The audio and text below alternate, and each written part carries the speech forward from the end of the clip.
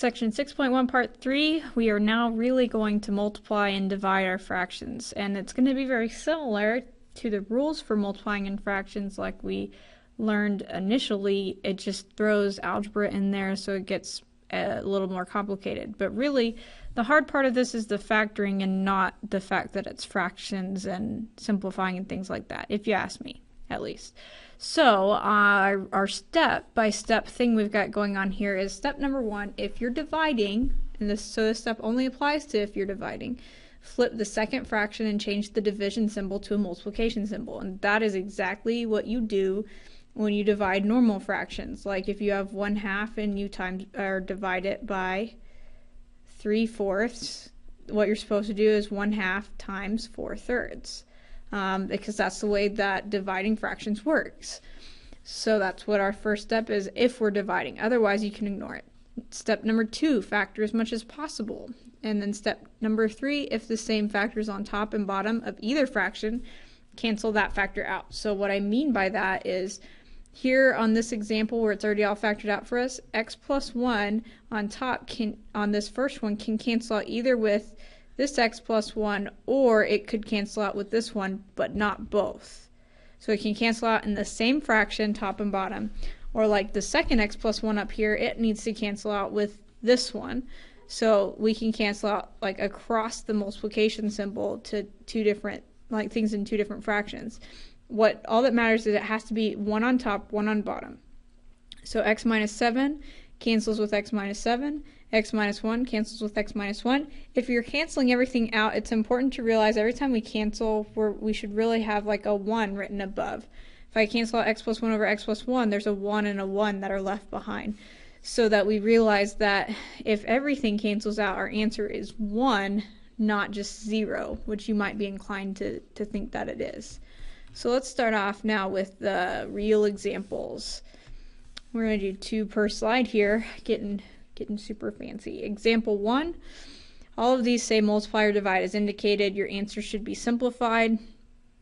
So we want to, on this first one, notice that x plus 2 and x minus 5 in the first fraction don't actually factor into anything, but this is actually similar to something we did yesterday, that 4x minus 20, we can factor a 4 out of both of those numbers because they're both divisible by 4. So that's what we would do. We take out a 4, and that leaves us with x minus 5. And on the bottom, they don't have a number in common, but they both have x's, so we take out an x. And that leaves us with x plus 2. Now when we go to cancel out, on top here on the left, we have x plus 2, and there is an x plus 2 down here in the bottom right. So that cancels. This x minus 5 and this x minus 5 cancels. So that gives us 4 over x for our answers. On example 2, on this first fraction, on top here, these don't both have x's. They don't both have a number we can take out, but if you notice, we can square root both of them, and there's a minus sign in between. That's the difference of two squares, which factors into x plus 4, x minus 4. On the bottom here, we're looking for what multiplies to get negative 20, and we really want what subtracts to get us a 1 for that 1x. So if we think about all the things that multiply to get 20, well, it's got to be 4 and 5.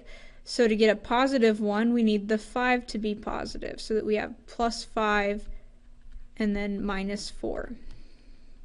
Second fraction, we have, and so anytime we see 3 terms, actually, that's where we have to do what multiplies to get the last number and what adds or subtracts to get the middle number. Okay, so this is going to be what multiplies to get 35 to adds to get 12, which is 5 and 7. And on the bottom, we need what multiplies to get negative 4. Since it's a negative 4, we're looking for what subtracts to get positive 3. So 2 and 2 won't work. We've got to do some combination of 4 and 1. It needs to be a plus 4 to get a plus 3 when we subtract 1. Now we're ready to cancel stuff out. So I usually just look from left to right. Like I have an x plus 4. Is there something to cancel out with that? Yes, there is. So I cancel. Have now x minus 4. Is there something to cancel out? There is. So I cancel. X plus 5 up here has something to cancel out. And then x plus 7 doesn't. So we write this as x plus 7 over x minus 1. We cannot cancel anymore. You can't cancel the x's out because the plus and the minus sign are protecting them. We have x plus 7 over x minus 1, and that's our answer. Example 3, we're still multiplying. And so this one's really not so bad. On top here, what multiplies to get 4, that adds to get 4, will be 2 and 2. On bottom, what multiplies to get 16, that adds to get 8. That's 4 and 4. The tricky part is just if you are come across this and no one's told you what to do, that's what makes it tricky. But here I'm telling you what to do. So x plus 4 cubed, you could write x plus 4 out 3 times because that's what cubed means. Squared would be twice, cubed would mean 3 times. And because we're writing it out like this, we'll be able to see really easily what's going to cancel out. The x plus 2 is also cubed. So, cancel out x plus 2's. There's 2 on top, 2 on bottom. There's 2 x plus 4's on top and on bottom. And we have an x plus 4 left on top and an x plus 2 left on bottom. So this is our answer. And again, we can't cancel anything else out. You can't cancel a 2 out of 4 and 2. The plus signs there protect it from anything happening. Example 4. On the top of the first fraction, we have 8 and 2. So they have a 2 in common. If you take a 2 out of 8y, you get 4y. If you take a 2 out of 2, you've taken everything out, but we have to put a plus 1 as a placeholder. And then on the bottom, because there's 2 terms, but they don't have anything in common, we look and see, can we square root both of them? We can, so we do y plus 3, y minus 3. So that's the first fraction. Now, if we're paying attention, we'll save ourselves just a little step here because I have y minus 3 on the bottom here. I have 3 minus y up here. Those are almost the same except for the signs are backwards. This is a negative y and this is a positive y. This is positive 3, that's negative 3. So what we're going to do is we're going to factor a negative 1 out up here so that we get the correct signs. So factoring out a negative 1 switches the signs so that it's negative 3 plus y. And now these 2 terms are the same and we'll be able to cancel out. On the bottom, we have a y in common. If we take out the y, it leaves us with 4y plus 1. And now we cancel. So the 4y plus 1 cancels. And so the y minus 3 cancels with y minus 3, if you think about it in the other order. And now we need to look at what we have left. We have 2 and negative 1, and we're multiplying, remember, so 2 times negative 1 is negative 2 on top.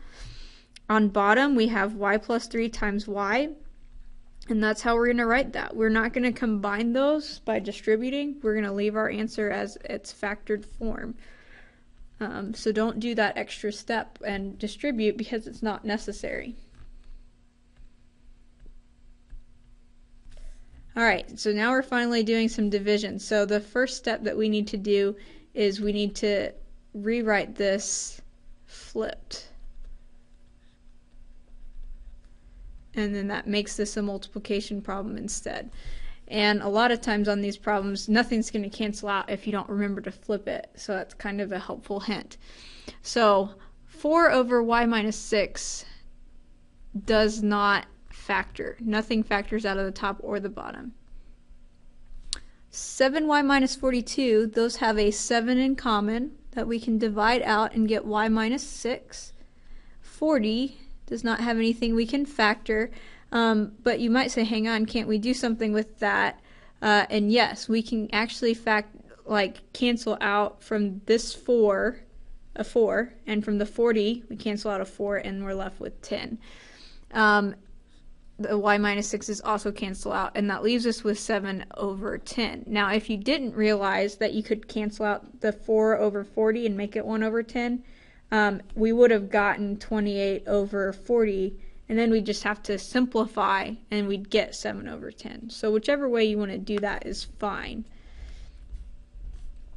Example 6, so we need to change this to multiplication and rewrite this flipped as the reciprocal, and then we need to factor everything that's possible to factor. So right here, these have a y in common, so we write y on the outside, and then we say what's left over if I take out y, and that would be y plus 1. On the bottom, y squared minus 4, those don't have anything in common, but we can square root both of those, so that gives us y plus 2, y minus 2. Y squared plus 5y plus 6, you multiply together, or what it multiplies together to get 6, that adds to get 5, 3 and 2, and you have to be careful with 6's and 5's. They can be tricky. We're trying to get a positive 6 and a positive 5, so we need to use 3 and 2. We can't use negative 6 or positive 6 and negative 1 because that would be a negative right here. Y squared minus 1, nothing in common with those two terms, but we can square root them both, and so that means we can write this as y plus 1, y minus 1. Remember, the square root of 1 is 1. It's very important. Now let's see what we can cancel out. Y plus 1's, y plus 2's, but that's it. So everything else just gets written next to each other. Y times y plus 3 from the top, and then y minus 2 times y minus 1 on bottom, and that right there is our answer. That 7/10 was our answer on that one. So that is multiplying and dividing fractions.